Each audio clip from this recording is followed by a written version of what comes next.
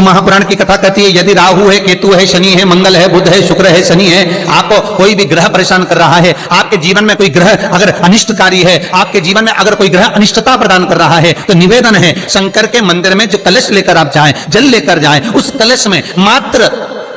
अक्षत के 2 दाने डालकर ले जाएं, मात्र 2 अक्षत के दाने। जैसे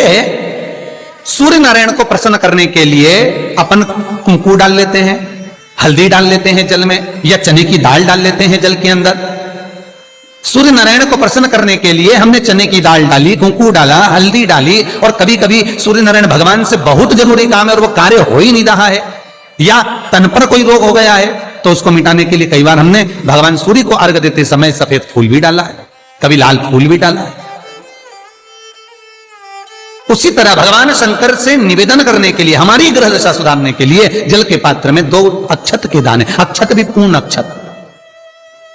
पूर्ण अक्षत, खंडित नहीं, पूर्ण अक्षत भगवान शंकर को समर्पित कर।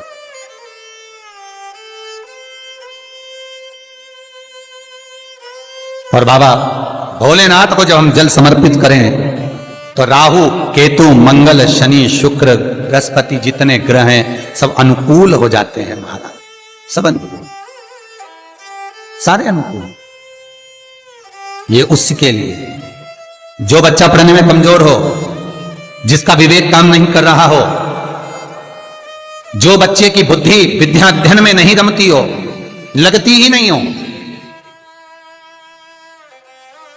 महाराज तांबे के कलश में जल लीजिए, उस जल में अक्षत के 7 दाने डाल लीजिए। तांबे के कलश में जल हो,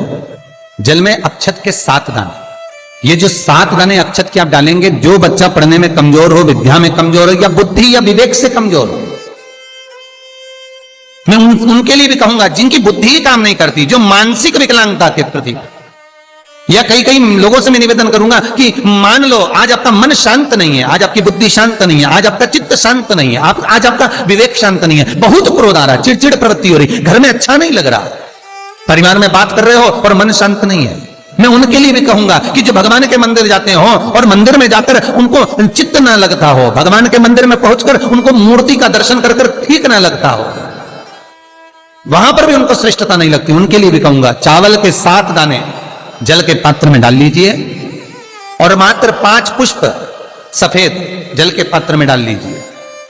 दुर्वा के 3 बट, एक लंबी सी, यहां तो अभी दुर्वा नहीं है, पर एक लंबी सी जो दुर्वा होती है, दुर्वा में 3 गांठ पड़े, लंबी डंडी होगी तो 3 गांठ अपने आप आ जाएगी, 3 बट वाली दुर्वा उस जल के अंदर डाल लीजिए, और शंकर के मंदिर में जाकर उस जल को समर्पित कर दीजिए। जल समर्पित करना है, ये वाला जो जल चढ़ाएंगे आप शंकर को, जैसे शिवलिंग सामने है और जल का पात्र अपने हाथ में है, तो उल्टा जल चढ़ाएंगे, ऐसे आपकी ओर मुख करा हुआ कलश भगवान शिवलिंग पर आप चढ़ाएंगे, उल्टा के बाद इस तरह से, ऐसे नहीं चढ़ाना है उसको, इस तरह से चढ़ाना अपनी। मात्र 15 से 20 मिनट में, जिसकी चित्त वृत्ति रमती नहीं हो, शांत नहीं हो रही हो, बुद्धि चित्त ना लग रहा हो, 15 से 20 मिनट में अंतर आ जाएगा, आपका हृदय चित्त प्रसन्न होगा। और बच्चों से निवेदन है, विद्या में कमजोर है, जिनकी विवेकता विकलांगता की हो, बुद्धि काम ना कर रही हो, वो जल चढ़ाने के बाद कटोरी में वो जल झेल कर उस जल का पान करना प्रारंभ कर दीजिए महाराज। 5 दिन 7 दिन पियो, आपको खुद आराम लगना प्रारंभ होगा। भगवान शंकर पर रक्त चंदन चढ़ता है, भगवान शंकर पर पीला चंदन चढ़ता है, पर भगवान शंकर पर कंकु, फूंकू, रोली नहीं चढ़ता। क्यों? क्योंकि भगवान शंकर के चरण में जब चोट लगी, कुंदुक का प्रहार करते समय कुंदुक चरणों में जाकर गिरा, माता ने वर मांगा भोलेनाथ से, बाबा आपके तन पर जो आज ये रक्त देखा है कभी ना देखूं। शंकर भगवान ने वर दिया, आज के बाद मुझे रक्त ना चढ़े। इसलिए कुंकू, रोली, शंकर भगवान का शिवलिंग जहां रखा रहता है, जो गोल भाग होता है, माता पार्वती जी का हस्तकमल चरण होते हैं, इस भाग पर आप कितनी भी रोली चढ़ाओ चल जाएगा, पर शिवलिंग पर कंकु, रोली, कुंकू नहीं चढ़ाना। आसपास चढ़ाइए, चंदन चढ़ाओ, अबीर चढ़ाओ, गुलाल चढ़ाओ, जो चढ़ाना है शिव को समर्पित करो। भगवान शिव कुंद के ईश्वर हो गए। शास्त्र कहता है जिसको रोग सताए तो एक कलश जल में थोड़ा सा शहद उंगली में शहद लेकर ओम लिखकर कुंदकेश्वर भगवान का नाम लेकर किसी भी शंकर के मंदिर में जल समर्पित कर दे। थोड़ा सा जल किसी बेलपत्र के नीचे चढ़ा दे, उस जल को नैनों से लगाकर घर लेकर आए, थोड़ा सा घर में लाकर घर के दरवाजे पर उसको जल से बिंदी लगा दे या त्रिपुंड बना दे, उस घर से रोग बीमारी दूर हो जाती है। साहब कुंदकेश्वर का नाम लेकर सब्सक्राइब करें हमारा चैनल। लोहे से ताकतवर, जम के बोलो, अग्नि, अग्नि से ताकतवर पानी,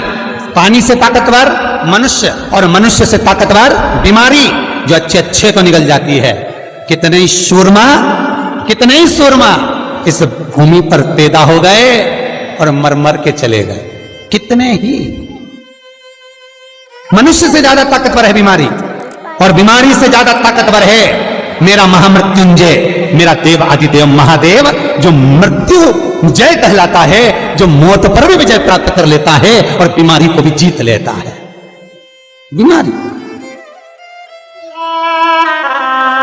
वो महामृत्युंजय, वो महादेव। हम कई बार कहते हैं अगर कैंसर जैसा रोग भी हो गया, बहुत बड़ी बीमारी हो गई, आपको नहीं सद रहा और कैंसर जैसा रोग हो गया, कहीं आप जाएं डॉक्टर को दिखाएं, मना नहीं है, और उसकी टेबलेट लेने से पहले इस महादेव के चरणों की टेबलेट जरूर लेना, उसकी औषधि जरूर लेना। एक बार जहां शिव और सती का विवाह सतयुग में हुआ था, त्रिजुगी नारायण में, हम पार्वती के विवाह की बात नहीं कर रहे, हम सती के विवाह की बात कर रहे हैं। जिस भूमि पर त्रिजुगी नारायण में शिव और सती का विवाह हुआ था, जहां दक्ष प्रजापति ने माता सती का मंगल पाणी ग्रहण संस्कार करवाया था, कन्यादान किया था, भगवान शंकर और सती के विवाह की अग्नि आज तक जल रही है त्रिजुगी नारायण में। केदारनाथ जी जाते हैं, उसके पहले गौरीकुंड आता है, गौरीकुंड से लेफ्ट में 8 किलोमीटर की 10 किलोमीटर की दूरी पर त्रिजुगी नारायण है। त्रिजुगी नारायण में जहां पर भगवान शंकर और सती ने फेरे लिए थे, भगवान और शिव और सती के, जहां शंकर और सती की भावर डली थी, फेरे हुए थे, उनके फेरे लेते समय माता सती के चरणारविंद से, भगवान शंकर के चलने पर सती माता के चरणारविंद से कुंड उत्पन्न हो गए। उस कुंड का पानी बोतल में भरकर लेकर आ जाओ, और उन 7 कुंड हैं, 4 तो कुंड पास में हैं और 3 कुंड पीछे की ओर, 7 कुंड का जल लेकर आओ बोतल में भरकर, और जिसको कैंसर जैसी बीमारी है, सवेरे खाली पेट 1 ढक्कन 2 ढक्कन उसको पिलाना चालू करो, धीरे धीरे उसको आराम लगना चालू हो जाएगा, दवाई लगना प्रारंभ हो जाएगा। वो महामृत्युंजय है कि अपने गमले की, अपने बगीचे की, अपने गमले की मिट्टी को निकालकर उसका शिवलिंग बनाकर पूजन करो, पर पूजन करो श्रावण में। पार्थिव शिवलिंग का निर्माण हो, पार्थिव शिवलिंग का निर्माण कर उसकी अर्चना होना चाहिए। और ये जरूरी नहीं है कि शिवलिंग बहुत बड़ा बनाया जाए। आजकल के जमाने में तो एक फैशन का दौर भी चल रहा है कि कहीं भगवान शंकर का शिवलिंग बनाए तो बहुत बड़ा शिवलिंग बनाओ थाली के अंदर, फिर उसका अभिषेक पूजन करो। यहाँ शास्त्र वर्णन नहीं कर रहा है, यहाँ तो शास्त्र स्पष्ट कहता है, शिव महापुराण की विद्येश्वर संहिता कहती है कि आप चाहे पार्थिव शिवलिंग बनाए, आप चाहे मट्टी का आनंद भाव से शिवलिंग बनाए, आप चाहे तो घर में शिवलिंग रखें, आप चाहे तो शिवलिंग का स्मरण आप घर के अंदर लेकर आए, पर कोई भी मूर्ति यदि आपके घर में है तो वो अंगुष्ठ आकृति से बड़ी नहीं होना चाहिए, बस इतना बड़ा स्वरूप भगवान का होना चाहिए। और मूर्ति अंदर से पोली ना हो, अंदर से ठोस होना चाहिए।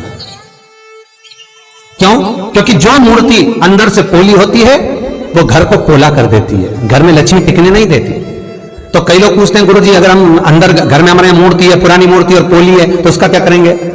उसका करेंगे क्या? तो कुछ नहीं करना है, उसको कहीं रखकर नहीं आना है, उसको कहीं ठंडा करना नहीं है, उसमें केवल इतना करना कि मेन जो आता है, जो भगवान का श्रृंगार करते हैं तो उस पर जो चिपकाते हैं मेन, वो मेन उसमें आप डाल दीजिए, उसमें भर लीजिए और मूर्ति को ठोस कर दीजिए। श्री शिवाय नमस्तुभ्यं, श्री शिवाय नमस्तुभ्यं, श्री शिवाय नमस्तुभ्यं।